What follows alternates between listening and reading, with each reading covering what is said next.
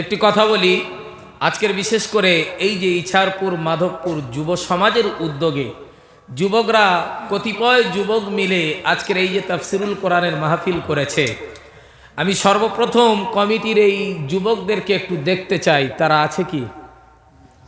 কারা কারা? যারা নিচে আছেন আপনারা উঠে আসেন। যুবকরা যারা কমিটি তারা উপরে উঠে আসেন, কারণ তাদের উদ্দেশ্যে আমার কিছু কথা থাকবে। কার্যকারী আচ্ছা আচ্ছা অফিসে যারা আছেন আপনারা একটু চলে আসেন, কারণ আজকে তো শেষ দোয়া, অসুবিধা নেই, আলহামদুলিল্লাহ। আপনারা একটু চলে আসেন, আমি আপনাদের দেখতে চাই। যুবকরা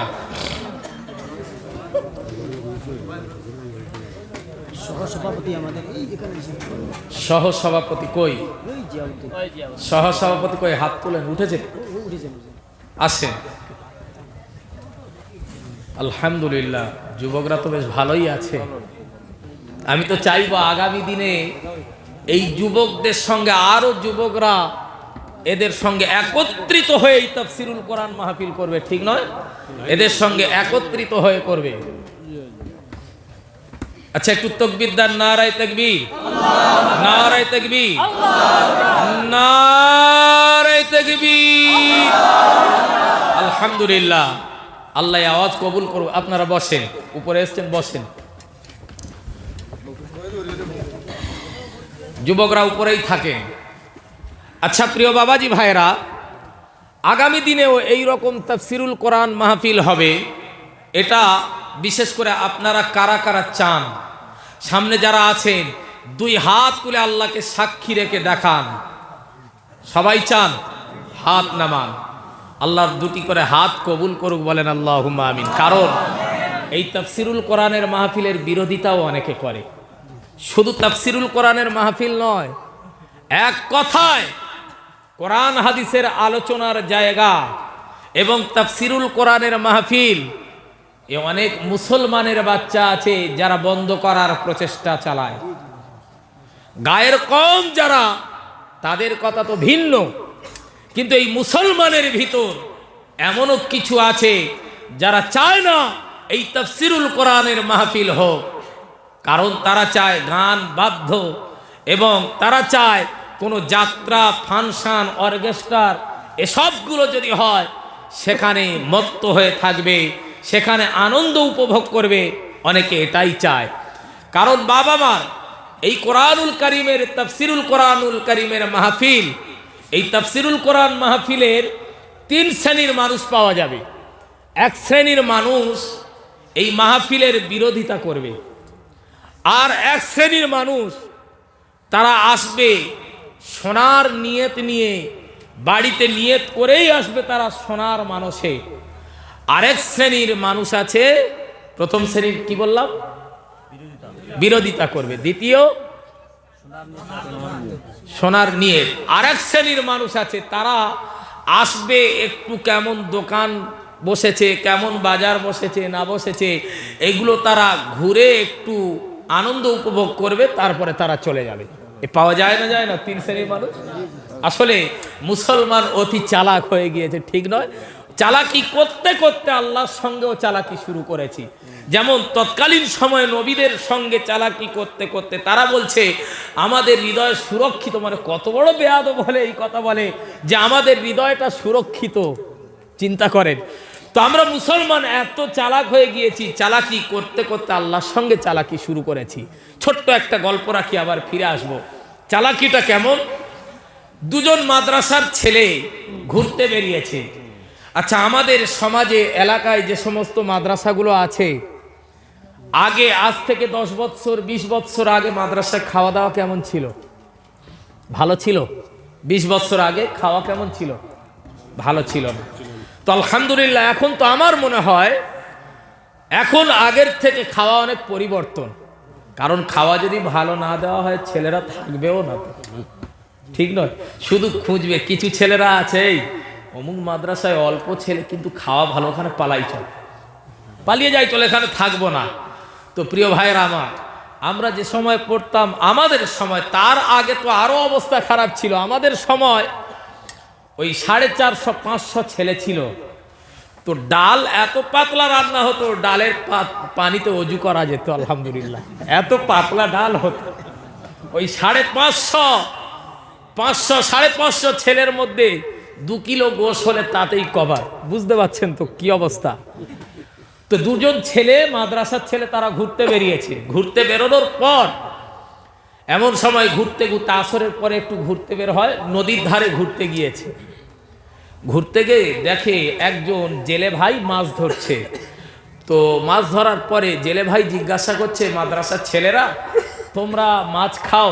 এরা মনে মনে করছে মাছ খাই না মানে পেলে তো পিষে ছাড়বো, কারণ মাদ্রাসার অবস্থা তো এরকম খাওয়া। তো জেলে ভাই কি করলো, 2টি মাছ তাদেরকে দিল। দেওয়ার পরে এরা দুজন কি করছে, একটু গল্প করছে আর হাসাহাসি করছে। জেলে ভাই জিজ্ঞাসা করছে কি ব্যাপার, তোমরা কি জন্য হাসছো? তো মাদ্রাসার ছেলেরা বলছে না, আমাদের একটা মশলার কথা মনে পড়ে গেল তাই হাসাহাসি করছি। কি মশলা? না, আমাদের মাদ্রাসায় একজন হুজুর ছিল, হুজুর তিনি মাসলা মাসাইলের শিক্ষা দিতেন। তো একদিন তিনি আলোচনা করছে, জায়গা বন্টনের ব্যাপারে আলোচনা করতে করতে তিনি বললেন, যদি কারোর একটা সন্তান থাকে, পিতার উত্তরাধিকারী ওই সন্তান হবে তো নাকি? আর যদি একটা ছেলে অর্থাৎ পুত্র সন্তান আর একটা যদি কন্যা সন্তান থাকে, তাহলে কে কতটা পাবে বাপ? পুত্র সন্তান যা পাবে কন্যা সন্তান তার অর্ধেক পাবে তো নাকি? এটাই শরীয়তের বিধান। তো বলছে, আমরা তখন হুজুরকে জিজ্ঞাসা করলাম, হুজুর যদি কারোর একটা পুত্র সন্তান থাকে, একটা কন্যা সন্তান থাকে আর একটা হিজড়ে থাকে, তাহলে কে কতটা পাবে হুজুর? তো বলে, আমরা এই কথা যখন বললাম, বলার পর ওই যা আমাদের মাদ্রাসা থেকে সেই হুজুর চলে গিয়েছে, আজ 4 বছর হয়ে গিয়েছে, এখনো পর্যন্ত আর মাদ্রাসার ধারে বাড়ে আসেনি। এই জন্য আমাদের মনে পড়েছে, তাই হাসছি। তো জেলে ভাই কি করলো, খুশি হয়ে আর একটা মাছ দিয়ে দিল। দেওয়ার পরে পরের দিন আবার জেলে ভাই নদীতে মাছ ধরতে বেরিয়েছে। মাছ ধরার পরে একটা সুন্দর মাছ পেয়েছে, অ্যাকোরিয়ামে রাখার মতো। আমাদের সমাজে দেখবেন অনেক ধনী প্রকৃতির মানুষ আছে, যারা 4 তলা 5 তলা বিল্ডিং বানালো, প্রত্যেকটা ফ্লোরে ডাইনিং প্লেসে 50,000 1 লক্ষ টাকার মাছ রাখে। ঠিক নয়, শখে মাছ রাখে। কিন্তু কোরআনুল কারীমের মাহফিলের জন্য, কোনো মসজিদের জন্য, মাদ্রাসার জন্য গিয়ে যদি বলেন যে চাচা 5,000 টাকা তাফসিরুল কোরআন মাহফিলের জন্য দিতে হবে, তো মুরব্বী তখন কি বলে? চাচা বলে, বাপ আল্লাহর কসম এই বছর ব্যবসা ভালো হয়নি, মাফ করো, পরে দেখা যাবে। ঠিক নয়? আছে না নেই? অথচ শখে প্রত্যেকটা ডাইনিং প্লেসে 50,000 1 লক্ষ টাকার মাছ রাখতে পারলো। হায় রে হতভাগা, তাফসিরুল কোরআন মাহফিলের জন্য 5,000 টাকা চাইলে দিতে পারে না, মসজিদের জন্য 5,000 টাকা চাইলে দিতে পারে না, মাদ্রাসার জন্য 5,000 টাকা চাইলে দিতে পারে না। আসলে তার টাকা তাফসিরুল কোরআন মাহফিলের জন্য আল্লাহ কবুল করেননি, তাই দিতে পারেনি। মসজিদের জন্য আল্লাহ কবুল করেনি, তাই দিতে পারেনি। মাদ্রাসার জন্য কবুল করেনি, তাই দিতে পারেনি। আসলে আল্লাহ যার টাকা কবুল করে যে জায়গার জন্য, ঠিক সে সেই জায়গায় দিতে সুযোগ পায়। ঠিক কিনা প্রিয় উপস্থিতি? এরপরে ওই মাছ পাওয়ার পরে অ্যাকোরিয়ামে রাখার মতো মাছ পেল। পাওয়ার পরে চিন্তা করছে কি করা যায়। গ্রামে একজন ধনী প্রকৃতির মানুষ ছিল, তার কাছে গেল, ভাই এই মাছটা আপনি কিনবেন তো? হ্যাঁ কিনবো। কত টাকা দিতে হবে? চিন্তা করছে, যদি আমি চাই, আমি যদি 200-400 টাকা চাই সেটাই দেবে, কিন্তু আমি যদি খুশি করে দিতে বলি, হয়তো আমার চাওয়ার থেকেও বেশি দিতে পারে। তো এ কি করলো, বললো, ভাই এক কাজ করুন, আপনি যেটা খুশি করে দেবেন তাতেই আমিও খুশি। এরপরে কি করলো, ধনী প্রকৃতির মানুষ, তিনি 1,000 টাকা দিল। 1,000 টাকা দেওয়ার পরে তিনি মনের আনন্দে চলে আসছেন।